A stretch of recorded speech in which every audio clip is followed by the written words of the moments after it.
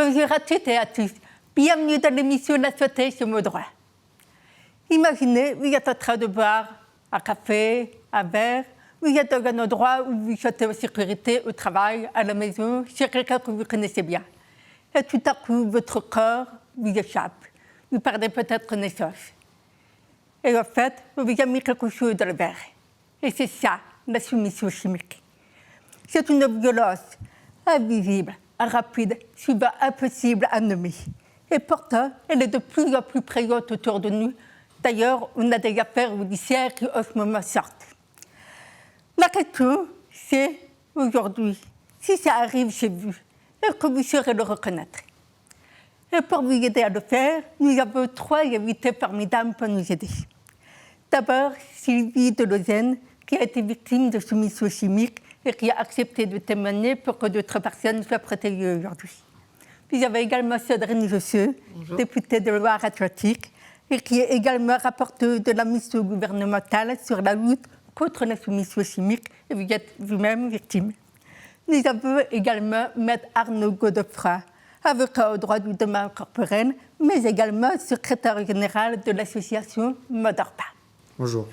Merci à tous les 3 d'être là. Nous allons commencer avec vous, Sylvie. Donc, Sylvie, vous étiez dans un contexte de recherche d'emploi et vous avez vécu une agression. Que s'est-il passé? Oui, tout à fait, bonjour. J'ai été agressée un peu sournoisement en cherchant du travail. Donc, j'ai répondu à une proposition d'entretien de recrutement. Je suis allée dans un ministère où c'était l'entretien et mon interlocuteur a glissé un diurétique dans le café. Donc, il se trouve que j'ai eu envie d'uriner au cours de cet entretien. Donc, c'était une agression complètement par surprise parce que je ne pouvais absolument pas soupçonner qu'on ait mis quelque chose dans mon gobelet dans un cadre professionnel. D'accord, mais alors comment vous en êtes rendu compte? Je m'en suis rendu compte 4 ans plus tard, sur convocation de la police. Ah oui, carrément. Oui, voilà. Donc, comment avez-vous réagi J'étais très surprise, en fait, puisque je pensais avoir fait un malaise et m'être sentie mal en entretien. Et jamais je n'aurais pu imaginer que c'était une personne qui avait glissé un médicament dans ma boisson. Donc, en fait, concrètement, vous avez eu envie d'uriner.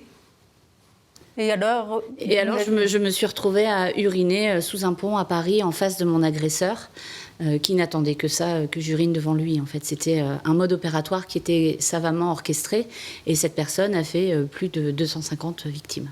Ah oui. Il a tout noté dans un tableau que la police a finalement retrouvé et c'est ainsi que j'ai été informée que j'étais victime de soumission chimique.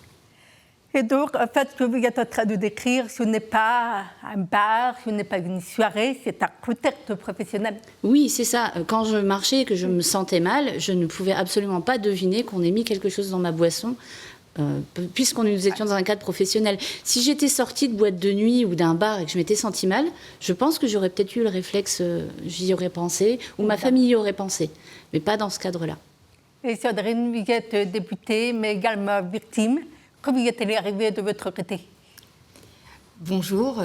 Effectivement, comme vous dites, j'ai un statut de députée et aussi en même temps un statut de victime. Moi, c'est dans un cadre professionnel également. J'ai été invitée par un sénateur, c'était en novembre 2023, pour fêter sa réélection. Et ce sénateur a mis donc une substance qui s'appelle de la MDMA dans mon verre. Et donc j'ai eu des symptômes comme des nausées, la tête qui tourne, le cœur qui s'emballe. Et j'ai réussi, et ça, en puisant vraiment beaucoup de force, à m'échapper. D'accord. Donc vous avez eu la chance que ne lui soit rien arrivé de plus grave. C'est ça. Néanmoins, comme je suis députée, j'ai compris que c'était une vraie problématique de santé publique lorsque j'ai été emmenée à l'hôpital parce que j'avais énormément de malaise. Et j'ai décidé d'en faire un de mes combats pour, effectivement, comme le dit Gisèle Pellicot, pour que la honte change de camp et que la société tout entière ait des bons réflexes pour lutter contre ce fléau.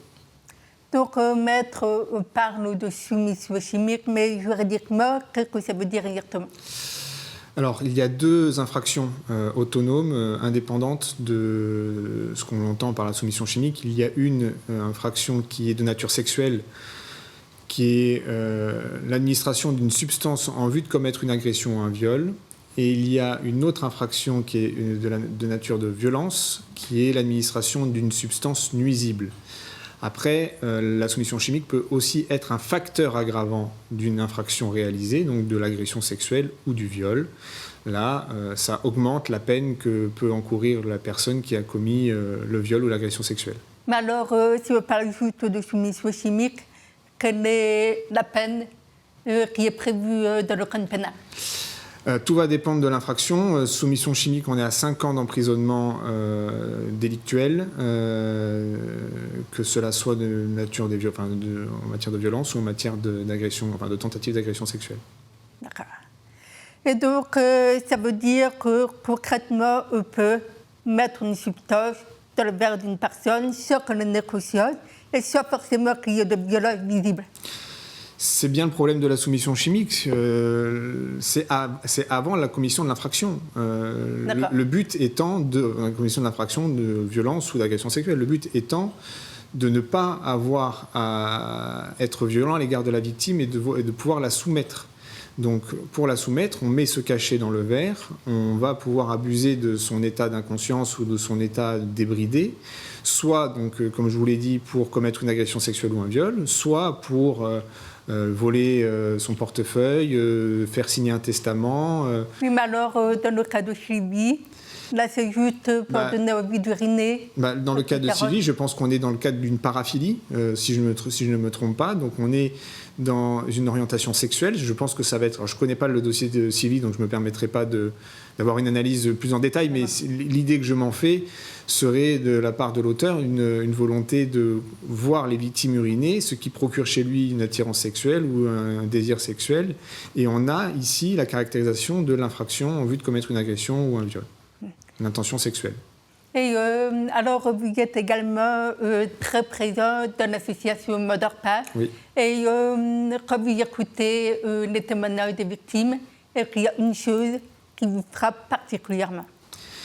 Ce qui me frappe particulièrement, c'est le même constat que dans le cadre de tout dossier d'agression sexuelle, c'est le cercle proche qui est concerné.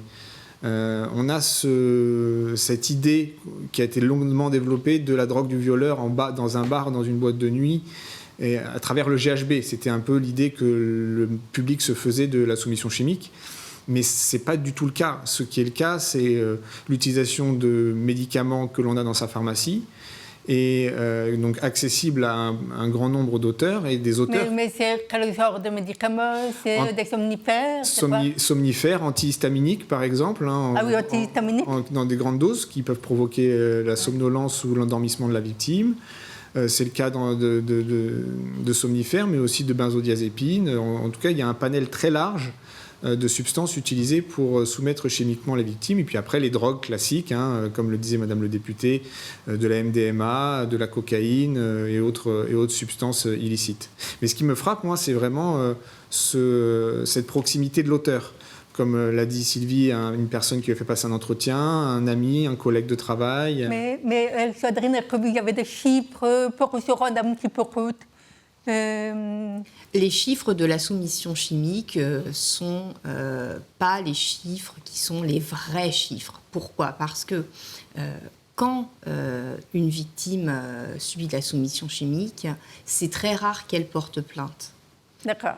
Et donc, Alors, les signalements qui ont été enregistrés en France, selon les dernières études, par exemple entre 2021 et 2022, il y a eu une augmentation de 69% de signalements. D'accord. On comprend bien que c'est un fléau.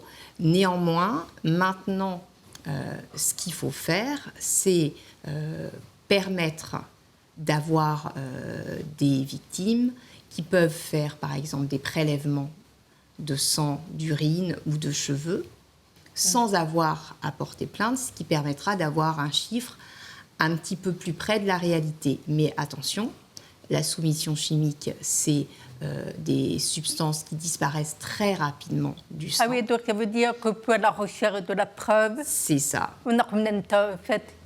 eh bien, il faut être conscient du fait que plus on va avoir des prélèvements de sang, d'urine ou de cheveux dans les heures qui suivent, plus on aura des chances d'avoir des preuves.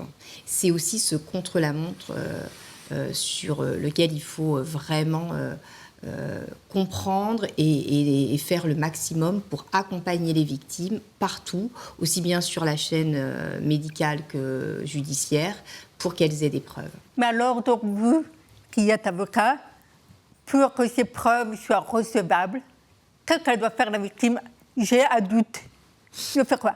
Aller aux urgences immédiatement pour faire un prélèvement toxicologique. On est obligé d'aller aux urgences parce que c'est compliqué maintenant. On a des délais d'attente. C'est le seul moyen. C'est le seul moyen urgent en fait de réaliser ces prélèvements, ou aller déposer plainte et espérer que le service enquêteur ait conscience de l'urgence et mandate l'unité de médecine légale pour un prélèvement.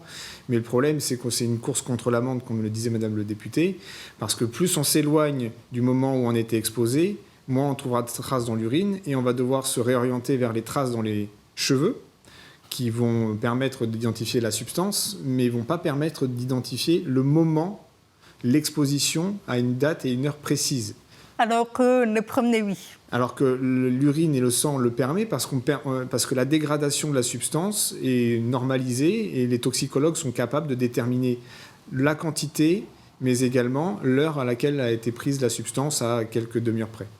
Et pour rebondir un petit peu sur le sujet de la soumission chimique proprement dite, quelles sont les idées reçues qu'on a le plus sur le sujet?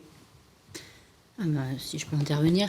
Moi, je pense qu'on a un problème d'acculturation de toute la population en France. C'est-à-dire que moi, parmi mes proches, par exemple, les réactions ne sont pas forcément les bonnes.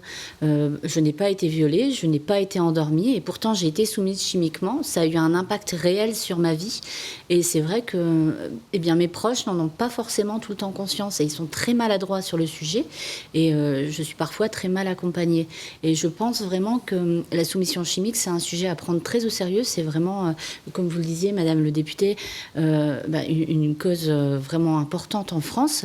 Et je pense qu'on a vraiment besoin d'une campagne nationale pour informer les gens des conséquences de la soumission chimique. Et même aussi... comme vous l'avez découvert 4 ans après, oui. Est-ce que vous pouvez me donner un aperçu de quel impact ça a eu sur vous? Ah oui, bien sûr. Donc, l'année après avoir été agressée, j'ai développé un cancer. Donc, je ne sais pas si c'est en lien précisément avec cette agression, je ne le saurai jamais. Mais ça m'interroge. J'ai eu des grosses difficultés pour retrouver de l'emploi. Je n'étais plus motivée, je n'arrivais plus à faire mon CV. Je n'ai pas fait d'entretien d'embauche dans les années qui ont suivi. Jusque cette année, donc ça fait quand même plus de 10 ans maintenant. J'ai eu des gros problèmes financiers car je n'ai pas trouvé d'emploi. Je suis tombée au RSA, j'ai eu des très grosses difficultés financières. Je suis tombée en extrême précarité et c'était vraiment très compliqué. Donc grâce à de la résilience et à un accompagnement, je m'en sors. Mais tout le monde n'a pas cette chance-là. Donc je pense qu'on peut vite tomber dans des grosses complications quand on est victime de soumission chimique. Et j'ai aussi envie d'exprimer une chose qui est essentielle, c'est vraiment le rôle des proches. Même, là, le jour où je suis revenue de cet entretien, je ne me sentais pas bien. J'étais dans un état comme second. Et moi, je n'ai pas eu les bons réflexes parce que j'étais soumise chimiquement. Et mon entourage n'a pas eu les bons réflexes parce qu'il n'avait pas non plus conscience que c'était de la soumission chimique. Mais depuis qu'il y a eu l'affaire Pellico, je pense qu'on en parle de plus en plus et que les proches doivent aussi s'interroger quand ils voient une personne qui ne se comporte pas comme d'habitude et penser à l'idée de la soumission chimique et conduire la personne aux urgences. Allez faire une recherche sur Internet. Je me fais une petite parenthèse. Est-ce que vous pouvez nous rappeler sur quelle affaire Pellico, parce que je ne sais pas si tout le monde a la référence. L'affaire Pellico, c'est l'affaire qui s'est déroulée dans le sud de la France où, par miracle, en fait, un policier a découvert des centaines de vidéos de soumission chimique dont Gisèle Pellico était la victime. Et le contexte est le suivant, c'est son mari qui l'endormait et qui a imposé des relations sexuelles à Gisèle Pellico, endormie, en faisant venir des tierces personnes qu'il recrutait sur Internet. Voilà le contexte. C'est un drame absolu parce que là encore, on est sur un cercle familial restreint, sur quelqu'un de confiance, et qui expose sa femme sur les réseaux sociaux pour avoir des relations sexuelles non consenties manifestement. Et en plus de ça, si on ne tombait pas sur un policier manifestement dévoué pour pousser une enquête qui, à l'origine, ne concernait pas du tout Gisèle Pelicot, mais concernait monsieur qui prenait en photo le dessous des jupes des femmes dans un supermarché, on n'aurait pas découvert l'affaire Pelicot, ou au moins pas à cette période-là. Merci beaucoup pour cette précision. Et pour en revenir à la question initiale, est-ce que vous avez quelque chose à ajouter sur les idées reçues? Oui. Est-ce qu'en France, on connaît assez ce qu'est la soumission chimique? On se rend compte que non. Est-ce que ce soit dans le monde médical, nous tous, ou des personnes qui peuvent être en contact avec des victimes, ne serait-ce que par exemple les enquêteurs, est-ce que la soumission chimique est connue et est-ce qu'on a tous les bons réflexes? Non. Alors la première chose à faire, et c'est ce qui est notamment une recommandation de mon rapport, c'est une grande campagne nationale pour que nous tous, on puisse avoir les bons réflexes. Ça, c'est la première chose. Alors, quand vous dites les bons réflexes, vous pensez à quoi? Les bons réflexes, c'est effectivement ce qu'expliquait Maître Godefroy, aller soi-même ou en étant accompagné dans un hôpital pour avoir des prélèvements. Ça, c'est une première chose. Il faut aussi, par exemple, si vous savez que vous avez un doute sur le verre, il faut garder le verre dans lequel vous pouvez avoir eu ces substances. Ça, c'est un élément de preuve. Ces substances peuvent créer des nausées et faire vomir. Donc, il faut aussi garder les vêtements sur lesquels vous avez pu avoir recraché ces substances. Et tout ça, c'est très important.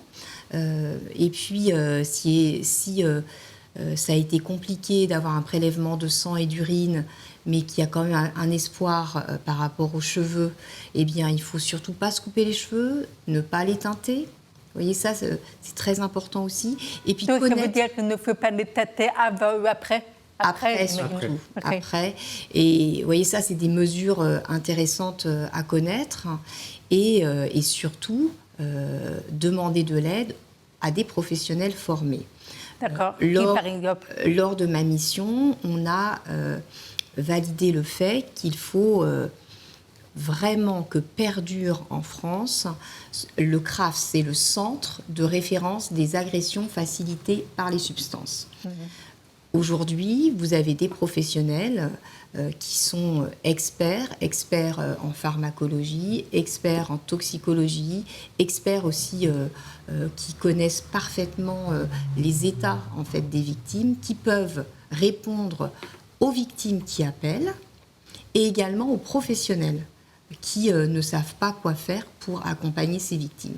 Donc ça, c'est important je ne sais pas si vous pouvez mettre le numéro de téléphone et le site internet du centre de référence des agressions facilitées par les substances. Ça permet vraiment à toute personne d'avoir les bonnes informations pour avoir les bons réflexes, qu'on soit victime, témoin, qu'on accompagne les victimes. Ça, c'est très important. D'ailleurs, on parle des témoins et des proches. Si on a un doute sur une personne qu'on côtoie, qu'est-ce qu'on doit faire? Eh bien, la première chose, je crois, pour les victimes, c'est de croire les victimes. Une personne qui parle, c'est pas facile. Une personne qui a vécu de la soumission chimique, comme l'expliquait Maître Godefroy, eh bien, elle peut parfois avoir été endormie ou avoir eu un changement de comportement qui n'est pas de sa volonté.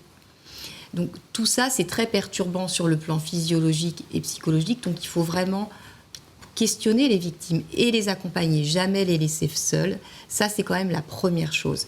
Et puis, la deuxième chose, c'est comprendre aussi que, finalement, la soumission chimique, c'est quoi? C'est une confiance trahie. Vous expliquiez tout à l'heure que c'est très souvent, dans la majorité des cas, un proche, quelqu'un qu'on connaît. Et ça, c'est terrible parce que, en fait, on ne peut pas imaginer qu'une personne qu'on connaît depuis des années, par exemple Gisèle Pellicot, son mari, ou moi-même, un collègue que je connaissais depuis 10 ans, ait pu vouloir vous faire du mal. Donc ça aussi, c'est une grosse difficulté. Donc c'est pour ça accompagner les victimes, les croire, toujours leur tendre la main, et puis savoir aussi qu'il y a quelque chose qui se passe, parce qu'il y a ces substances qui perturbent bien sûr la physiologie. Vous avez aussi cet effet psychologique qui induit derrière en fait qu'une victime elle va vivre ce qu'on appelle un psychotraumatisme. D'accord. Et ça, vous le prenez en considération au niveau légal? Alors, oui, mais ça, cette considération, c'est en fin de chaîne, quand on va sur l'indemnisation. Donc oui, le psychotraumatisme, on le prend en compte. On sollicite le concours d'experts psychologues ou psychiatres pour évaluer ce psychotraumatisme. Mais ça m'amène du coup une observation sur ce qui est méconnu dans la soumission chimique, la question que vous avez posée à Madame la députée et à Sylvie. C'est que quand bien même on n'est pas conscience de l'infraction, donc c'est le cas pour Sylvie, c'est le cas pour d'autres victimes, même si elles étaient éveillées, ça crée chez la victime un trauma. Il y a là une zone du cerveau qui réagit à ce trauma, que vous soyez endormi ou que vous soyez éveillé, mais que vous n'ayez pas conscience de l'infraction. Donc, ce qui est par exemple le cas de Sylvie, et ce qu'elle manifestement a vécu, et elle a mis du temps à comprendre ce qui est arrivé 4 ans, parce que l'enquête a dit à Sylvie qu'elle a été victime, mais son corps, lui, a réagi pendant ces 4 ans. Et c'est pas étonnant qu'elle ait eu une incapacité de rechercher un travail, parce que son corps a réagi à une agression, parce qu'elle savait, mais au fond d'elle, que cette situation n'était pas normale. Mais ce qu'il faut savoir également, c'est que même si la victime est endormie, le corps réagit, un trauma se crée au niveau du cerveau, et on va avoir en fin de chaîne une difficulté, parce que quand le trauma n'est pas géré à la source, on a des victimes qui décompensent. Exactement. Et d'ailleurs, je souhaitais quand même vous poser la question de cette notion de crime parfait avec la soumission chimique, parce qu'on le voit parfois dans la presse, et ça m'a interpellée. Est-ce qu'on peut associer la soumission chimique au crime parfait? Parce que si vous laissez passer le délai de preuve... Alors, pour moi, il n'y a pas de crime parfait, parce que déjà, il y a une trace. D'accord, mais... Il y a une trace. Et cette trace va rester dans les cheveux. En revanche, ce qui est certain, c'est que en endormant la victime, ça facilite la commission de l'infraction. Mais je trouve que c'est pire. C'est horrible comme situation. Et la victime ne sait pas qu'elle a été victime, ou alors se réveille dans une situation où elle a un doute. Mais sur la perfection du crime, il y a toujours des traces. Alors après, il y a des crimes qui sont mieux faits que d'autres, ça on est d'accord. Mais sur la perfection, moi j'ai pas envie de dire aux victimes qu'on nous sommes dans un cas de crime parfait, parce que ce serait leur faire perdre espoir de toute condamnation à terme. Alors qu'on voit que pour Madame la députée, ce n'a pas été le cas, et que pour d'autres victimes, ce n'a pas été le cas, pour Gisèle Pellicot et j'en passe d'autres. C'est sûr que ça facilite, mais il ne faut pas perdre espoir, il faut au contraire réagir. Non, mais c'est pour ça, au fait, que faire appel à des professionnels est particulièrement important. C'est qu'eux, ils veulent tout de suite avoir les beaux réflexes et accompagner dans la démarche. C'est ça? Oui, il faut que tous les professionnels, mais nous tous en vrai, il faut vraiment une société solidaire, qu'on soit tous formés, parce que la soumission chimique, c'est aussi du berceau à l'EHPAD. Voilà, on a eu des enfants dans les signalements qui ont été battus chimiquement, des personnes âgées. Vous voyez, ça peut toucher... mais ça touche toute la population. C'est ça. Ah oui, donc en fait, c'est encore plus grave. C'est pour ça que vous parlez de sujet de santé publique. Absolument. Okay. Et c'est, par exemple, c'est vraiment un mode opératoire du viol. C'est très important à comprendre, parce que, en fait, c'est très froid. C'est pas du tout une technique de drague.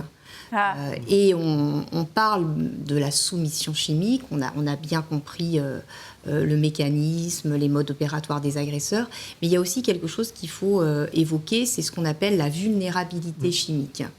Par exemple, vous pouvez très bien avoir quelqu'un qui a bu 2 verres d'alcool et qui se retrouve en face d'un prédateur qui se dit, eh bien... comme cette personne a bu, elle va plus facilement se laisser faire. Et en fait, eh bien, c'est en cela que tout à l'heure, Maître Godefroy insistait sur la circonstance aggravante. C'est ce que je demande aussi dans la mission gouvernementale que j'ai menée avec une sénatrice et dont le rapport a été rendu l'année dernière au mois de mai, que vraiment ce soit aussi pris en compte ces circonstances aggravantes. Dans notre société, c'est pas parce qu'on boit un verre ou qu'on a consommé une substance qu'on est fautif. C'est la personne qui a abusé de la situation qui est Évidemment, fautive, complètement Voilà. d'accord. Donc, merci infiniment pour ces éléments. Je vous propose maintenant de faire un petit pas de droit. Si vous pensez être victime de soumission chimique, eh bien, réagissez immédiatement. Donc, ne restez pas seul. Alertez à proche. Appelez le 15 ou le 17 ou le numéro du CRAPS. N'hésitez pas à faire constater. C'est-à-dire, vous consultez une urgence, vous demandez des prélèvements toxicologiques, donc y compris soit à l'hôpital, soit au moment de la déposition de plainte. Vous appelez donc le CRAPS pour vous faire assister par des professionnels de santé spécialisés. Est-ce que vous oubliez quelque chose? C'est parfait. Non. Alors aujourd'hui, grâce à vous, nous avons compris une chose essentielle. La soumission chimique est une vraie réalité aujourd'hui en France. Ce n'est pas seulement dans les bars, ce n'est pas seulement chez les autres.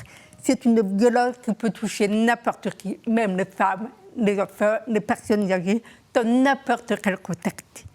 Mais on peut apprendre, et c'est l'objectif de cette émission aujourd'hui, à reconnaître les signes, à agir vite, à protéger. Donc prenez soin aussi des personnes autour de vous, parce que c'est ça qui va permettre de changer les choses. Donc merci à vous infiniment pour votre courage, pour votre engagement, et surtout, merci à vous qui nous regardez, parce que la première des clés, c'est l'information. Donc à très bientôt dans l'émission La santé comme droit.